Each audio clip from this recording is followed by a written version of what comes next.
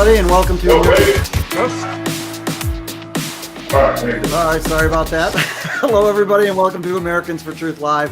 I'm still a newbie at all this. I'm Pete LaBarbera. I'm president of Americans for Truth about homosexuality. We are a single-issue organization devoted to countering the powerful LGBTQ lobby. That stands for lesbian, gay, bisexual, transgender, queer.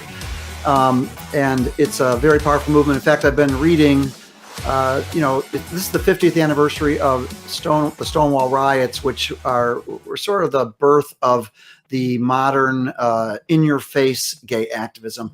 And I've been reading a lot about that and just wrote a piece for a video on that. And so I want to try to ask some big picture questions to our guest, who is Lori Higgins of the Illinois Family Institute. And Lori is just a tremendous writer, one of my favorite writers in the pro-family movement. I wish she had an even greater national following. Clearly, she's too big for the People's Republic of Illinois. Our lovely state, or what did I hear somebody call it, Lori? You called it the land of losers. I don't think it was. Did I say that? Somebody called it the land of losers instead of the land of Lincoln, and I just oh man. I mean, all the good people are leaving. All the conservatives are leaving because it's so entrenched. And you've got Mike Madigan, who's the Speaker of the House for I don't know how many decades, and until he basically moves on, I don't see how any real political progress, can be made in Illinois. But let's get to the show. We've also got Mike Keith from Helping Hands Ministry. Hello, Mike. Hey. You're in a little better state, North Carolina. Not quite so democratic, although it's probably becoming more democratic by the day. Somebody told me the other day that our current governor became governor. I guess he's a leftist. I don't know anything about it. In part because that silly transgender bathroom bill down here or something. Yeah, well, there was a transgender thing. There was a transgender law they were trying to overturn. I think it was HB2, I think it's called, and the past governor didn't really embrace it enthusiastically, although he supported it. But Human Rights Campaign and the left had a huge lobbying campaign, and they narrowly won. Although to undermine the line, of course, the gay side was saying the reason that the Democrats won in North Carolina is because of the conservative, the anti-transgender bill or whatever scary thing they were trying to call it. However, as I recall, the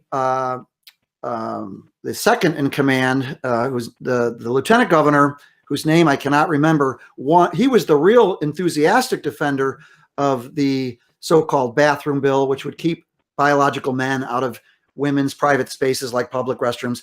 The Republican who was the second in command, if you got his name, pull it up. Is that Dan Forrest? He won by the largest margin, larger than the Democratic governor. So you can't really, and he was the one who really backed the conservative measure to keep biological men out of restrooms. Who would know that in 2019, that would be such a controversy that we don't want biological men with their sex organs going into female restrooms. Without them.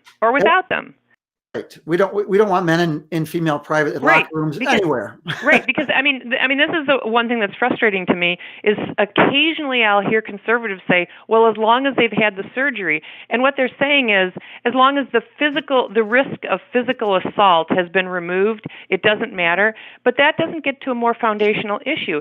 I'm not primarily concerned about being assaulted by a man who's impersonating a woman. I'm saying that biological differentiation, sexual differentiation, is the source of feelings of modesty and the desire for privacy when people are engaged in either private personal activities or undressing. So it's sexual differentiation per se. If there's a castrated man in the locker room, I still don't want to be undressed in front of him. And I think we need to be thinking more foundational about these issues. Well, I'm going to go really foundational on it, Lori, which we brought up yesterday, I think, which is the parallels to the gay revolution going back. Because if I don't want my daughter to have a lesbian room, be forced to have a lesbian roommate. If we're taking seriously the definitions that are out there, and a lesbian is a girl who, say a 20-something woman who defines herself as being sexually attracted to another woman, is it fair for dare I say, normal straight women to be forced to cohabitate with such a woman? Right. Well, this is the problem that the left has created because, someone will say to me, oh, well, men have been, in women's restrooms forever, men who are impersonating women. Well, I think that's a very minor group of people. But this is what they've created now. We do need to do something for all these reasons. We do need to do something about multi-occupancy spaces.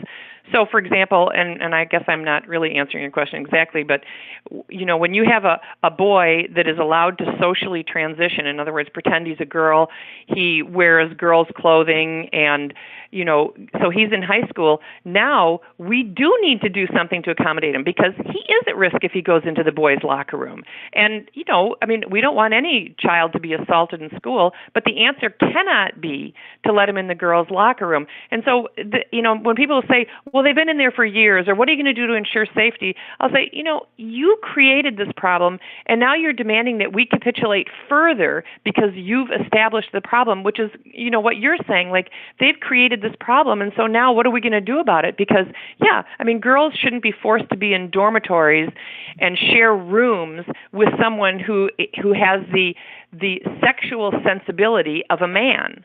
Right. If we're taking the definition seriously, and the point is, I think most people don't really take them seriously. They just go with the flow. But Lori, before we go on further, because I know I'm going to lose it if I wait till the end, I want you to, you're coming out of Facebook jail. Yes. A 3-day Facebook jail. For anybody who doesn't know what that means, it means you've been banished from Facebook. You can read the messages. It's sort of creepy. You can read the messages. You can get the messenger texts, but you cannot respond. Now tell us what led up to this and this double standard that you found when you were the victim of hate on Facebook. Right. Okay. So first, the reason that I was banned for 3 days was that on, 3 different posts, I have used quite intentionally the words either tranny or trannies. So on the third post. Okay, wait a minute, hold it. I got to interrupt. So a lot of naive Christians would immediately excoriate you for doing that. So explain why you did that. Well, okay. So first I will say, yes, some will excoriate. Some will have no idea why that's offensive. So the reason it's offensive to the trans cult is that they have deemed it, unilaterally, they have deemed it an epithet. So it's the equivalent, in their view, of the FAGGOT word. Or the N word, if you're talking about race. So they have deemed that an epithet, and no one is allowed to use it. The reason that I intentionally use it is not because I want to anger them. It's because I don't think they have the right to determine what's an epithet unilaterally, nor do they have the right to control what I say or compel me to say, for example, opposite sex pronouns. Because this is what's going to happen. Right now, they use the term, for example, for a man who pretends to be a woman, they use the term trans woman. But they also say a trans woman is a woman. So eventually what they're going to say, I predict, they're going to say, we can no longer use trans woman. That is an epithet. They're just women. Because, in the world of newspeak, what they're trying to do is control what you can say and control what you think. Right. And so they want to have no word to make a distinction between a woman and a man who pretends to be a woman. And so are we going to capitulate? Yeah, well, and the rules are going to get so complicated because, for example, queer, they have embraced the word queer as sort of a, we took a word that was designed to hurt us and we're going to embrace it. Okay, so I ostensibly, I guess, only pro-homosexual individuals can use the word queer as a noun or maybe an adjective. But if we use it, we could be accused of using hateful language. Now, they say, well, you say, well, what about compare that to the N-word for blacks? Well, here's the difference.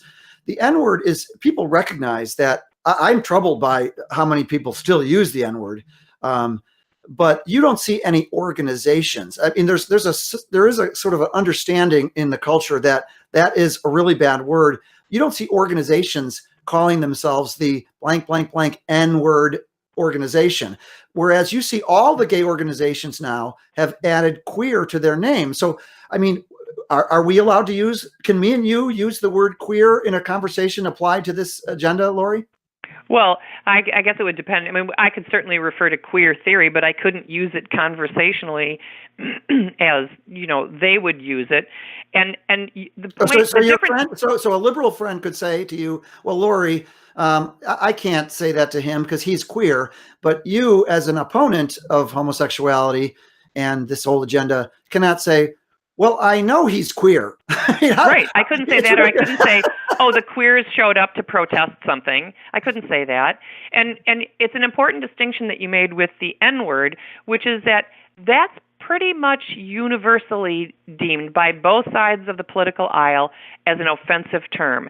Tranny, in fact, I mean, RuPaul got in trouble because he used, is it he? Yes. I have trouble remembering what someone is. Right, he used it. He used that, and we're misgendering just for saying that, Lori, for calling him a he. Right. Oh well, yeah. And now they want to make misgendering. That would be the tantamount to a hate crime. And so I'm saying they don't have the right to determine for everyone what is an epithet just because they don't like it. I don't like homophobe. I don't like transphobe. Right. Do I get the opportunity to say unilaterally those are now epithets? And no one is permitted to use them, of course. So anyways, my last post, as I said, it just said the word tranny, nothing else. I didn't insult anything. I didn't make any claims about the trans cult. I just wrote the word tranny, and that was what sent me into Facebook jail for 3 days. But here's the real irony in this. About, it was a few weeks ago, someone left a Facebook comment on Illinois Family Institute's Facebook page. Actually, it was under a post about legalizing marijuana. And in it, he addressed me directly and said that I was a dumb effing bitch and that I was the C word, an effing C word, and gave me the finger emoji. And then, so I blocked him from the IFI Facebook page, but I copied and pasted his comments on my personal Facebook page, and then he left me this comment. He sent me a Facebook message. He used a different name. He kept creating these different Facebook profiles, and he said, "He's a creative hater." Yes. So you block me, then copy my statement on your page for your loser friends. You're effed, by the way. Should have thought before acting. See you soon. So I reported those two. I copied and pasted his messages. I sent it to Facebook, and they sent me back, thank you for letting us know about this. We reviewed the content and found that it doesn't go against our community standards. So come on. He calls me the worst things, say you're effed, by the way, you should have thought before acting, see you soon, and he lives not in a town nearby, and that's not, doesn't violate their standards, but me just writing the word tranny with nothing else, that violated their standards such that I was banned for 3 days. Because they've gotten away from what might be an objective, universal definition of hate to an identity politics, ideological definition of hate. And the implications are astounding because we've seen, even with the Southern Poverty Law Center, as I said yesterday, both Illinois Family Institute and Americans for Truth About Homosexuality can be found on the Southern Poverty Law Center's hate map, which is this preposterous hate map, which includes, it's so evil. Pull it up, Jared, because this is a leftist Southern Poverty Law Center. They've made millions and millions of dollars exploiting the politics of hate. And what this does is it lops people like Lori Higgins and myself and Mike Heath in with these true hateful ideologies, these KKK and Aryan Nation, and it puts them on the same map. And then it wonders why is it that somebody went in a few years ago to the Family Research Council, a gay activist, with packing guns and Chick-fil-A sandwiches to assassinate people at the Family Research Council, which is also on the SPLC hate map. And had it not been for the heroic actions of the security, the guy heading security there, he might have assassinated multiple people at Family Research Council and then stuffed a Chick-fil-A sandwich in their mouth after he shot them.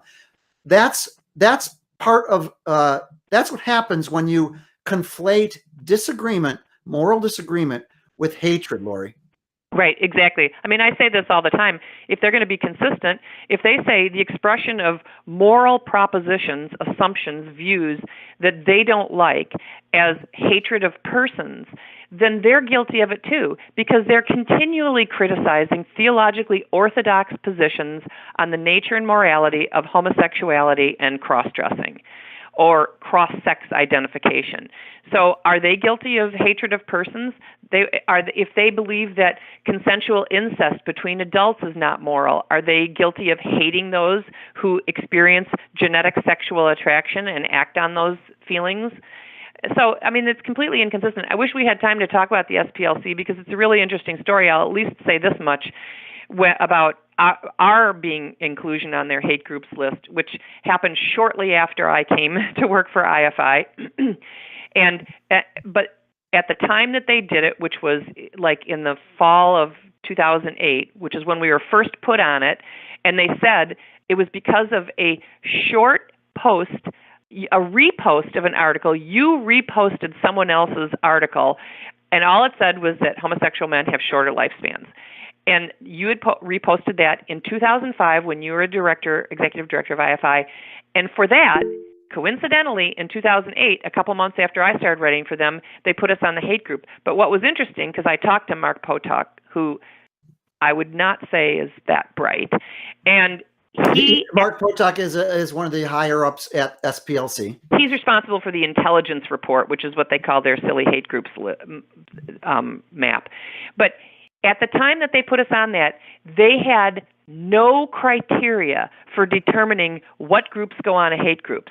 And I've written about this, and I wrote about it at the time. They had no criteria.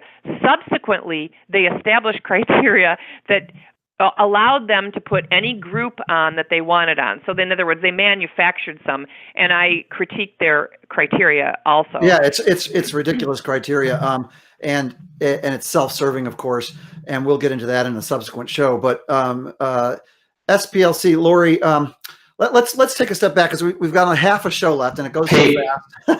And I want to ask you, Pete. Yes. I know you're running out of time, but let me tell my short little SPLC story. I was delivering mail last Christmas in Maine, in Brunswick, Maine, which is where Bowdoin College, the alma mater of Joshua Chamberlain from the Gettysburg fame. And I was delivering mail in a posh neighborhood where apparently there were a lot of Bowdoin College professors living. And about every mailbox that I delivered to was an SPLC fundraising letter. Oh my gosh. Oh, can I say one more thing about SPLC, Pete, really quickly? Sure. What many people don't realize is they have an educational arm that's called Teaching Tolerance. And Teaching Tolerance, as the SPLC does, promotes the LGBT ideology big time, and many teachers in public schools subscribe to their free newsletter, which comes out with all these classroom activities recommended for teachers. Yes. So once again, the left is far more organized than the right on these culture war issues. But Lori, we've got 15 minutes left, and I want to ask you, looking back, when you see the incredible progress that the other side has made, it's not progress; it's actually it's furthering the decline of our culture and our society. But for example, I just saw today the Gallup numbers on same-sex marriage, so-called. In, I believe, 1996, the number was 27% of Americans supported the legalization of the absurd idea that two men can get married. And of course, it's not really marriage. By, I think, a couple of years ago, I think it was 2017, the number had reached, or even maybe it's 2018, the number was 67%. Now, that's according to Gallup. If you could pull that up, Jared, the Gallup numbers on gay marriage. And it's, now, of course, there's a lot of things that went into that. Obama embraced it. He lied to the American people. He switched the media, But how is it, do you think, that this revolutionary agenda has moved so far so fast? Well, I mean, obviously, there's a lot of reasons that, there's sort of intellectual trends that came down the pike before, even not intellectual trends, love the one you're with, do your own thing, all that sort of nonsense that came from our generation. that contributed to this. But there's two things. I think the loss of faith is huge, that the loss of the theologically orthodox church is becoming so anemic and cowardly. And as I said in an earlier, discussion we had, not teaching about the willingness to be persecuted. And then the other part of this is that propaganda / indoctrination works. Right. They gain control of all the major cultural institutions, including public education. When we looked at, this whole Antifa thing that blew up in the past couple of years, and people are saying, oh, this is what they learn in college. And I say, are you that naive? You think it starts in college? It starts in high school. I'm sure now it's down into middle schools with the whole social justice ideology that divides the culture into the oppressors and the oppressed. And of course, if you're white, male, and heterosexual, you are at the bottom of the chain or at the top of the oppressor list. I mean, I heard a teacher, he was like a huge social justice proponent at Deerfield High School where I was working. He's now at Oak Park River Forest High School. And he said, if you're white and you're male and heterosexual, which he's all of those things, he said, you are automatically an oppressor. And he would say this in front of students. And it was a colleague of mine in the English department, Dan Cohen, I'll say his name. And it enraged me Come because on, Dan. I have a white male heterosexual son, and he was in high school at the time, and I resent him being told that he is automatically an oppressor. And so, and they've captured even more institutions, but you've read, obviously, and many of your listeners maybe did, After the Ball, which, set out, it was called a gay manifesto, how to transform the culture, the cultural views on this. And it happened slowly, incrementally, and we cowardly capitulate to everything that they demand. And so propaganda works. I mean, that's what, there's and this is what I was saying when I worked at Deerfield High School, when I was opposing the materials they were introducing that espouse the LGBT agenda, ideology in, direct or implicit ways, implicit or explicit ways. And all I was advocating was if you're going to expose students to the single most controversial topic, I think it's even more controversial than abortion, introduce them to one set of ideas through materials, you have an ethical and pedagogical obligation to introduce them to dissenting views. For that, I was persona non grata. And it's the same. Isn't the same in the media? I mean, the media should have an obligation to present both sides on a moral issue. And let's face it, they're pushing homosexuality and transgenderism as moral issues. And I'm sure they'll do the same for pansexuality and every other ism that comes down the pike. But they just don't. It's all about power for liberals, and they have the power. The left has the power. Now, you've written a lot about Republicans, so talk about that, because the Republicans used to be, this used to be I'm saying used to be because it's practically now defunct. The Republican opposition to the LGBTQ agenda is so anemic now. How do you assess why that's happening? What can be done about it? Well, I don't know what is going to be done about it other than ordinary people who know truth are to speak up to their lawmakers. But if everyone's in the same, Republican lawmakers, number one, they're intellectually ignorant on the topic. They don't want to address it. Then you have those, the Republicans who have come out and said, I now endorse gay marriage because I have a son who identifies as homosexual. Rob Portman. Yeah, exactly. So and Lori, and also I think 4 or 5 governors signed the ex-gay therapy ban for minors bills. Susana Martinez in New Mexico and Chris Christie and other Republicans signed those oppressive bills. No, it's outrageous. And I think someone should be challenging. So someone should have gone on the offense with Portman and said, so if your son came to you and said he was deeply in love with his sister, would you then affirm that because he's your son? What if he was a polyamorous and he came and said, I have a male companion and 3 female companions? Would you affirm that? Here's what's troubling.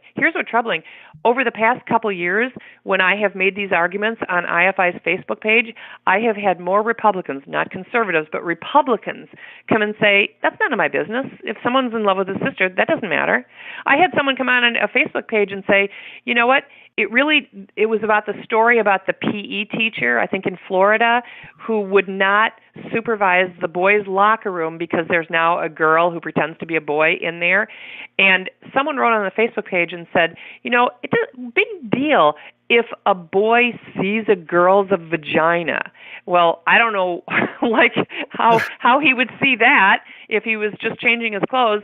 But the point is, to have someone even say that is stunning to me, which is the point that I'm making. They're moving to a place where we're going to ignore sexual differentiation completely. We're going to pretend that it doesn't exist. Right. We are all, and you'll hear more people and more people. Which is pagan. I think it's a pagan understanding of exactly. the world.